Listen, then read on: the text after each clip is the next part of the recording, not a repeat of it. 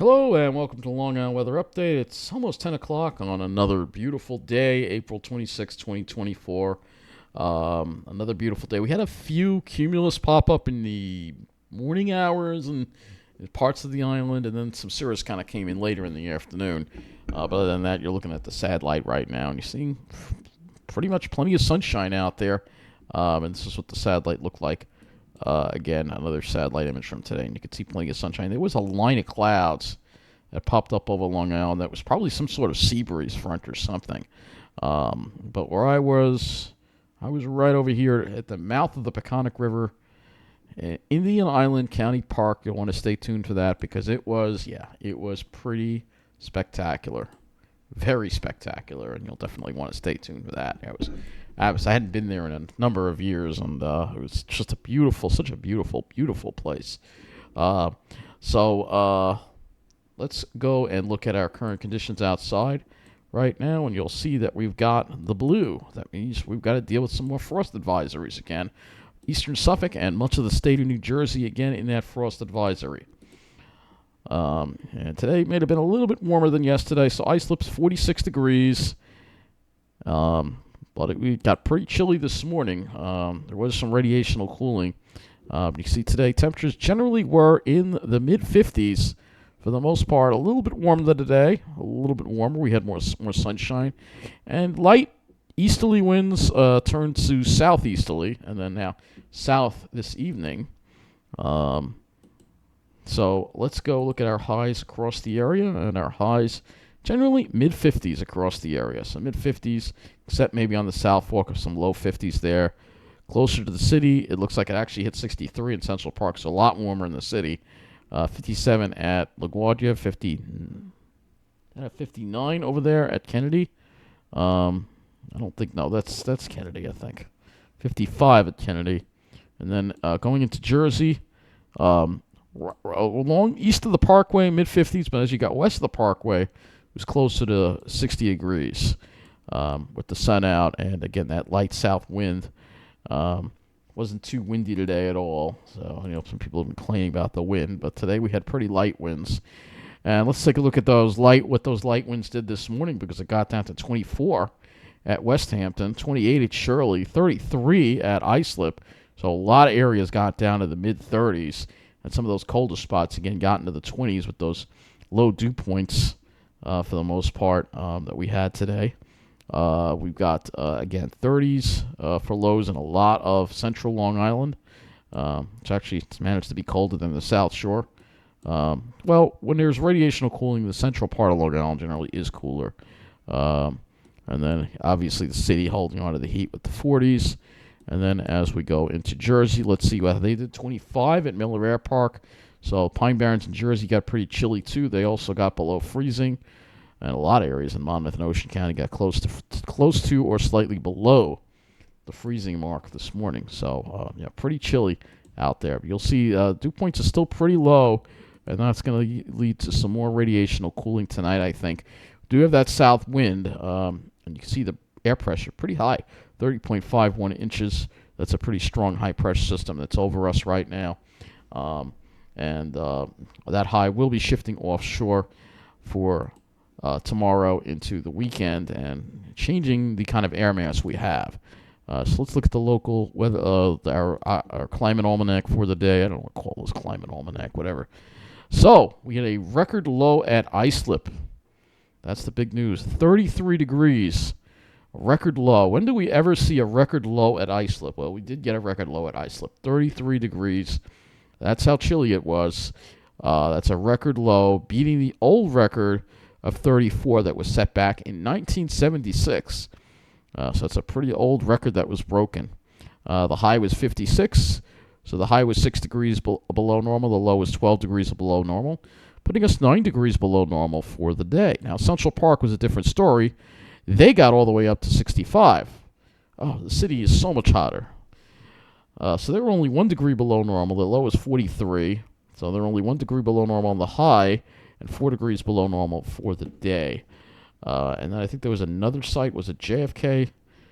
Yeah, they tied their record of 37. That was set back in 1967. So yeah, 55 degrees was the high there, and they were 8 degrees below normal for the day.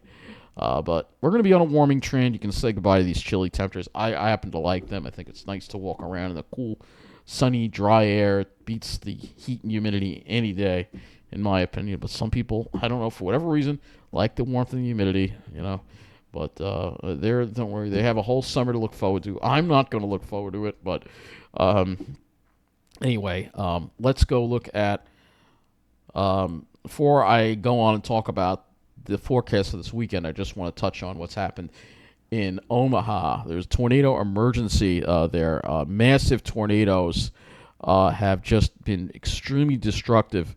You can see here, just look at some of these pictures of the destruction. I mean, these are damaging tornadoes, probably F4, perhaps F5. Just incredible. This is from outside of Lincoln to Elkhorn to Omaha.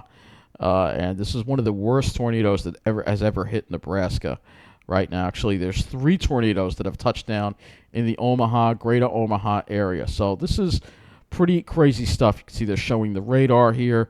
Lots of hook echoes. This is just devastation here and a disaster. And just unbelievable. Here's a video from Epley Airport of the tornado coming through.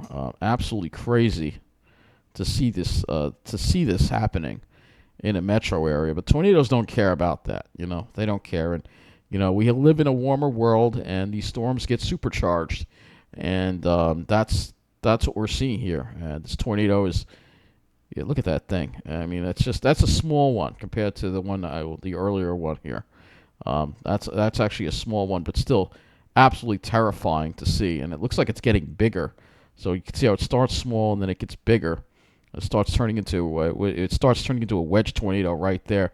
And look at that. It looks like it's moving, and then all of a sudden it just stops moving. I mean, that's just terrifying. That's just terrifying. You can see some of the video here taken. Look at this. I mean, this is absolutely stunning stuff here. Massive tornado. This is the terrifying video here. Look at this huge wedge tornado here. I mean, that thing is literally, it looks like a cloud just hugging the ground. These are the most damaging types of tornadoes. These are the ones that scare me the most, for sure. So let's talk about this tornado outbreak, because there is a tornado watch that is still in effect for this area. And it looks like we have tornado watches now in effect for actually other parts of the Midwest here. It looks like Texas into Arkansas, and I actually have some severe thunderstorm warnings as well. Here's this other area. Now it's in Iowa now, and you can see, look at these wind gusts here. 54-mile-an-hour wind gusts being reported at Des Moines right now with a thunderstorm. So there's probably a severe thunderstorm. You can see severe thunderstorm warnings in effect as well. We got a large area with a flood watch in effect, and we also have a flash flood warning as well, because these storms are also producing a lot of rain. Red flag warnings in the west. So all the storminess is in the mid part of the country here. What is this pink here? Gale watch. So all the storminess is in the mid part of the country. And if we just put temperatures on the screen here, I could put high temperatures on the screen here. You'll see where the warmer air is. This is the warmer air. So this is what's going to be heading our way. We're going to be getting into some of this warmer weather. So let's look at the radar here and show you again where these tornadoes occurred. So they occurred. This is the line that caused it, and right now it looks like it's just about arriving in Des Moines, Iowa. I don't know if we can get a live camera out of Des Moines. Let's see if we can get a live camera out of Des Moines. Live camera. I don't know if we're going to be able to, but let's see. Let's see if we can get. Or we do have Skycam network from this. Let's see what we got here. Nope, that's not working. That's Principal Park. Don't really see anything going on there.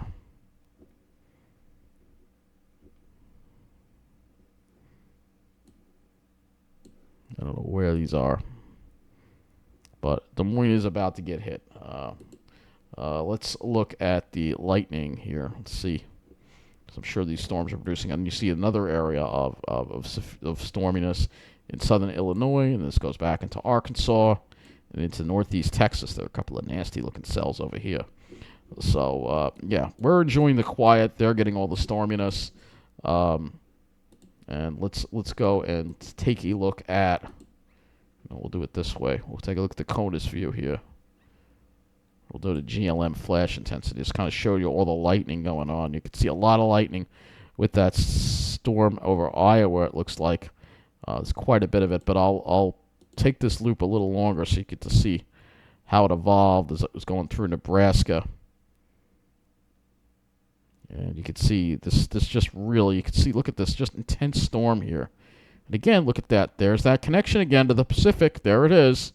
So all that warmer than normal. It looks like, do I see wildfire smoke over there? No, I don't think that's wildfire smoke. Is that wildfire smoke? What is that? No, I don't think so. It very well might be. We're going to have to look at the southwest. That's Mexico. Maybe have some wildfires there. But you could see here how this is just, all that Pacific moisture is just streaming right up.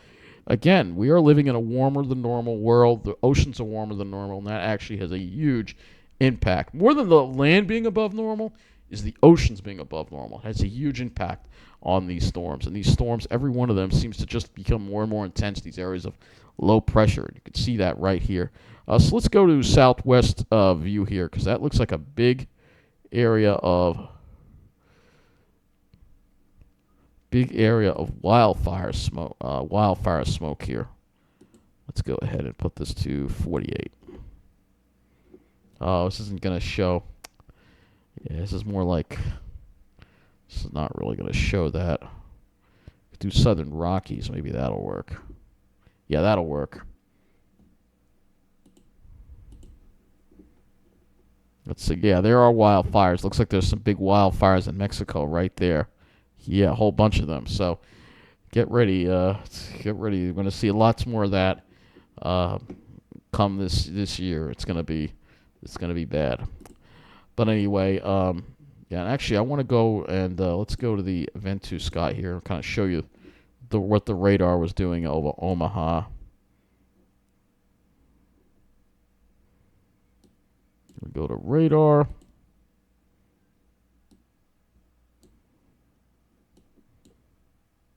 All right, here's Lincoln. Here's Omaha. So we're going to rewind this. I think this was around 5 o'clock. These storms were coming through. And just look at this. You can see the hook echoes. You can see a lot of hail here as well. Really hitting this area very hard. And you can see numerous hook echoes and signatures of tornadoes on this radar. And there's Omaha. Looks like it went right through Omaha right there. I don't know if we have an Omaha live camera, but that was one hell of a storm. Well, you just go to EarthCam and see if they have anything from Omaha. Because we do have to talk about this, although I mainly keep it local. When we have a major severe weather outbreak like this, I'm going to, yeah, they only have an inside view. That's not going to help me at all. Well, anyway, you get a look chance at the radar here, and you can see here, this is quite an intense storm that hit this area. Quite an intense storm. So let's go to the power outage.us here. And we'll see. I'm surprised Nebraska is not in the yellow. They have 7,705 out. There are a lot of utilities that don't report, so it's possible there's a lot more outages than this. Probably a lot more than this, considering the damage that we've just seen. You can see that there's outages in Texas and Arkansas as well. So considering the damage that we've seen, it's probably likely that there are a lot more people without power than this is actually showing. Let's go to the Storm Prediction Center, because this active weather is going to continue tomorrow as well. So day 2, we see an enhanced risk. And again, more or less in the same area as before, because this storm is kind of just sitting over there. And then we move this over to day 3, and it's still in the same area. So let's go to the models now, and you'll see what's going to happen. So we got this big high pressure here. It's acting like a block. It's keeping that storm from moving anywhere, all right? So we're in the nice dry weather, but that storm is, you can see that storm actually does move. It moves north, but then there's still an area of weakness, and then here comes the second storm that forms. Saturday night into Sunday. That's going to cause more severe weather in that area. So that whole area is going to be under the gun for some bad weather. While we'll be dealing with, we'll be sitting pretty, so to speak, though we will be having more clouds and some chances for rain for part of the weekend, mainly overnight into Saturday. So let's take a look at the latest HRRR model now, and you'll see here that high, high is crested over us now. It's starting to slide offshore. Tomorrow we'll have sun giving way to clouds, and you'll see a few weak showers. I don't think any of this reaches the ground. It's trying to develop a period of light rain over us, perhaps later, like maybe 10, 11 o'clock, perhaps. That's the HRRR doing that because this is a warm front that's approaching, so we're going to see that, and then you see those scattered showers, kind of linger into Sunday, and they kind of go away. The HRRR is kind of more active with this. If we look at the total amount of rainfall, we're going to see it won't be all that much, depending on where the showers and thunderstorms are. There could be some areas that get a little more. Obviously, it's starting to get dry out there because it's been a week since we've had a decent amount of rain. So things are getting dry, and we have to watch for the, threat of wildfires, of course. So let's look at the dew points and wind flows heading into tomorrow. So you can see south winds. Dew points stay fairly low throughout the day. You can see that. So even despite the southeast wind, they stay pretty low. The air doesn't really get all that moist. So I think a lot of that, what we're seeing here, may not wind up reaching the ground as far as the rain activity goes. It's Sunday that we'll start seeing the air mass change. You can see more of a southwesterly flow, higher dew points. This is the warmer, more humid air coming into the picture that we're going to be dealing with for the following week. But I'm just going over the weekend in this video. So for tonight, again, temperatures are probably going to drop into the mid to upper 30s in a lot of areas, and possibly near or just below the freezing mark in some of the colder areas, especially the Pine Barrens. And then increasing clouds tomorrow, and it will be a little warmer, especially away from the coast.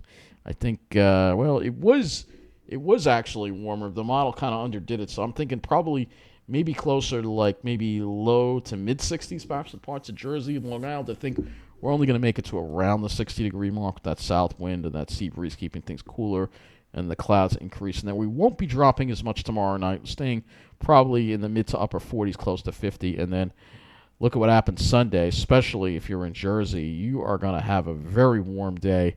It almost looks like there's a backdoor front that's set up over here where Jersey, you're going to be in the mid 70s. Long Island, maybe Nassau will be around 60, and then Suffolk you'll only have 50s. Obviously, we can't take a sounding that far out, but that's something to consider as far as that. That indicates that there will be some sunshine, or a decent amount of it at least, whether it'll be a nice looking sky. Usually we don't get that with those kind of air masses. So let's go through the NAM 3. We have some of the 0Z NAM 3 and only 26 hours of it, however. So let's look at what the NAM has for tomorrow. This is only going to go out, this is only going to go out to, we have to look at the 18Z run. So let's go ahead and look at the 18Z run. You can see it kind of just evaporates. And that's what I think is going to happen with that big high there and the dry air in place. I don't think we're going to see much in the way. I think we'll have some showers, scattered showers tomorrow night, but I really don't think it's going to be all that much because, again, we have that dry air. At least it'll take a while for it to start, affecting us. Now, the NAM shows some scattered shower activity on Sunday, perhaps very little bit. Let's go and now shift gears and look at the skies. Like I said, I don't really see a whole lot of. There may be a slight chance of a shower tomorrow night, but I just don't see it being a big deal. So for tomorrow, we start with sun, increasing high clouds, especially toward the afternoon. Those high clouds will thicken, and then Sunday we'll start with clouds, and then this is part of the reason why Long Island is going to be cooler. Long Island may be sitting in the clouds by the afternoon. New Jersey has sunshine, probably hazy with jet junk, but they have sunshine, and that's going to keep it warmer, I think. And then Monday we have even more sunshine, though I can't say how good the sky is going to look with this kind of air mass. But there will be sunshine. It'll probably be hazy and sunshine. I don't think it'll be a nice looking sky like we had today, but it will be sunny, and that's going to help get the temperatures up there. There are a couple of other models I could use. I'm not using this for skies, but let's go to the radar simulation here and take a look and see what this has for tomorrow, because we get a little bit more out of this. There's that high, and this looks very similar to the HRRR. It's trying to have some light rain over us, but it's going to have a lot of trouble reaching the ground unless it gets heavy enough. Because, again, if we look at these dew points that are where the rain's falling, with dew points in the 30s, that's going to be tough for that rain to reach the ground. So I think there's going to be a lot of virga. It'll probably at least take a little while for it to moisten up. So hopefully most of your Saturday night will be dry, and there may be just a slight chance of a shower. I think the better chances come later as the night goes on. So that's going to wrap up this Long Island weather update. And as far as tomorrow night, I'll probably have to do another weather update considering all the weather that's going on. So have a good night, and thank you for watching.